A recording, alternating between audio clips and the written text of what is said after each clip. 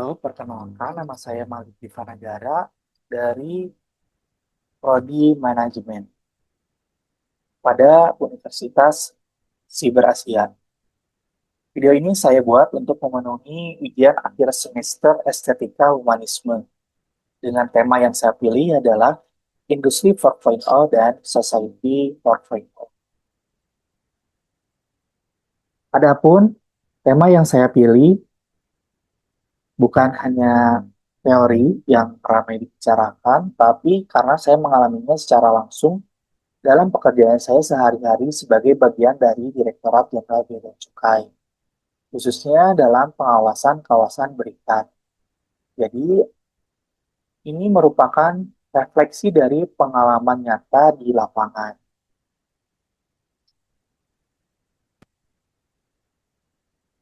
Sebelum saya masuk ke opini, mari kita samakan pemahaman terlebih dahulu.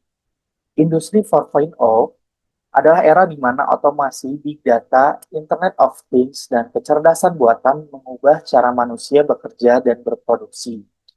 Fokusnya ada pada mesin, sistem, dan efisiensi. Sedangkan Society 4.0 merupakan konsep yang diperkenalkan Jepang, di mana manusia tetap menjadi pusat secanggih apapun teknologinya. Teknologi hadir untuk menyelesaikan masalah sosial dan meningkatkan kualitas hidup. Adapun Society 4.0 merupakan jawaban atas kekhawatiran industri 4.0, di mana yang terlalu berpusat pada teknologi dan beresiko menggeserkan peran manusia. Society 4.0 menegaskan bahwa secara tinggi apapun teknologi, manusia harus tetap menjadi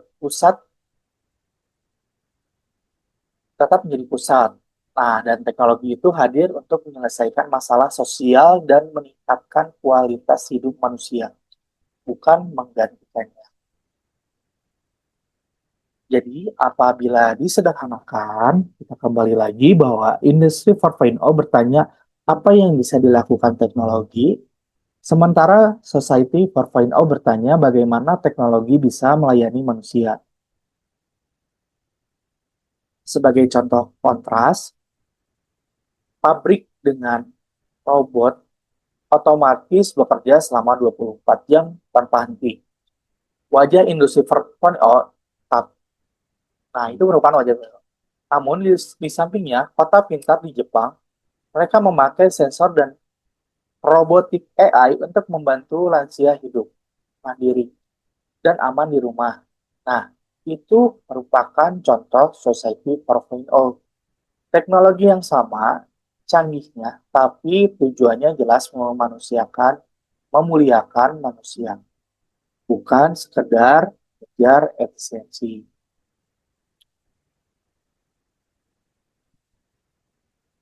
Nah, dalam pekerjaan saya mengawasi kepatuhan perusahaan di kawasan berikat, saya menyaksikan langsung transformasi ini. Beberapa tahun lalu, pengawasan dilakukan secara manual, dokumen fisik, pengecekan satu persatu, laporan yang rawan keterlambatan, dan memungkinkan adanya human error. Sekarang, sistem seperti CESA yang dimiliki oleh Direktorat Jenderal Bea dan Cukai, serta sistem e-monitoring yang mampu mencocokkan data secara elektronik, jadi kemudahan dalam pengawasan. Ini murni merupakan wajah industri 4.0. Data terintegrasi, proses lebih cepat, dan analisis bisa dilakukan oleh sistem, bukan lagi sebelumnya berdasarkan tumpukan dokumen. Contoh konkretnya seperti ini. Dulu untuk mengecek kepatuhan suatu perusahaan, misal kita ingin apakah bahan baku yang masuk sesuai dengan barang jadi yang keluar ekspor, petugas harus membandingkan dokumen secara fisik satu persatu. Itu tentunya bisa memakan waktu hari-hari.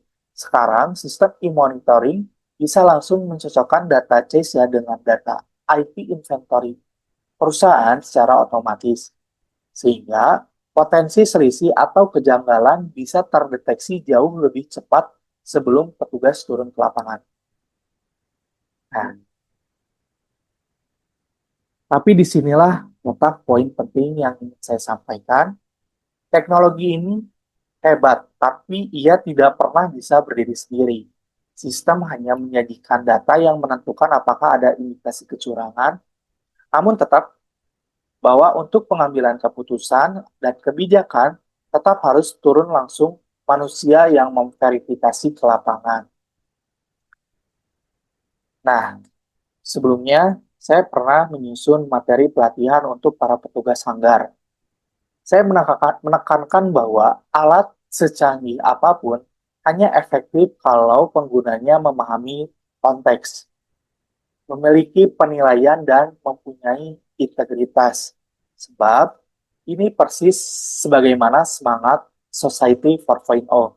Teknologi bukanlah tujuan akhir, tapi alat agar manusia bekerja lebih baik, lebih adil, dan lebih fokus pada yang benar-benar membutuhkan pertimbangan manusiawi, seperti etika, kebijaksanaan, dan empati.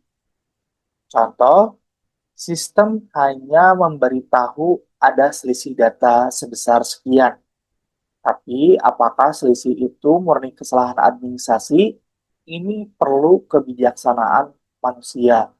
Maka dari itu, petugas sanggar perlu melakukan wawancara kepada pegawai, verifikasi di lapangan, dan mampu membaca pola perilaku perusahaan.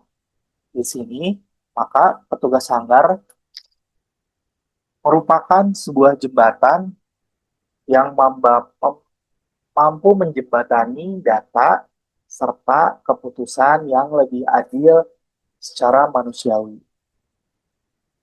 Nah, maka saya juga melihat ada tantangan nyata yang jarang dibicarakan secara terbuka, di mana transformasi digital seringkali berjalan lebih cepat daripada kesiapan manusianya. Sistem baru diluncurkan, tapi tidak semua orang, baik petugas maupun pelaku usaha, siap secara kompetensi atau bahkan secara mental menghadapi perubahan itu. Nah, menurut saya, justru di titik inilah mata kuliah estetika humanisme menemukan relevansi secara langsung. Humanisme sejak awal adalah paham yang menempatkan manusia, akal budi, martabat, dan nilai-nilainya sebagai pusat dari segala sesuatu, termasuk pusat di kemajuan zaman saat ini. Dan estetika ini bukan sekedar keindahan, tapi bentuk atau tampilan bagaimana cara manusia hidup, berpikir, dan mengambil keputusan.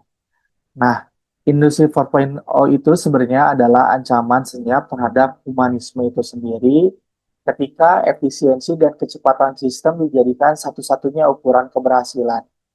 Manusia perlahan bisa direduksi menjadi sekedar input atau operator dari mesin, bukan subjek yang berpikir atau bertanggung jawab, tapi objek yang menyesuaikan diri dengan logika sistem. Ini yang oleh banyak pemikir humani disebut dengan dehumanisasi teknologi. Nah,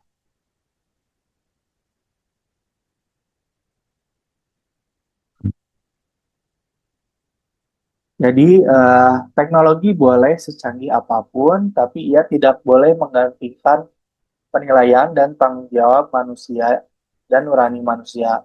Di titik inilah keindahan yang sesungguhnya menurut estetika humanisme bukan pada kecanggihan algoritma, tapi pada keseimbangan sistem untuk mempercepat proses, sementara manusia tetap memegang kendali atas nilai etika dan keadilan. Nah, saya melihat sendiri bagaimana keseimbangan itu bekerja dalam pekerjaan saya dalam e-monitoring.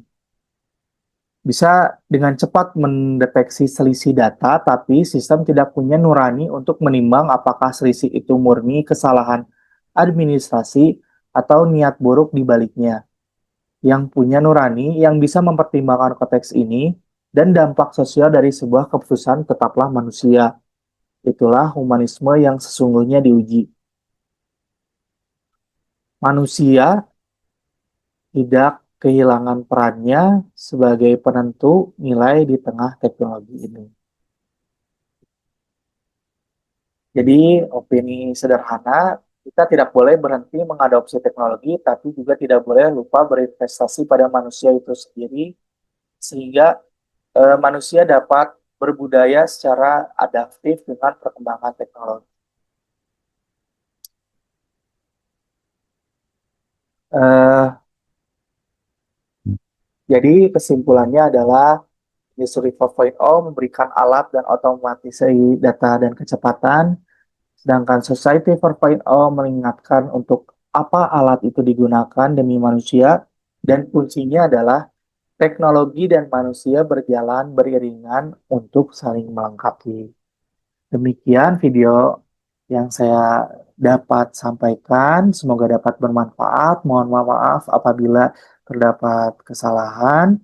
Sekian, terima kasih.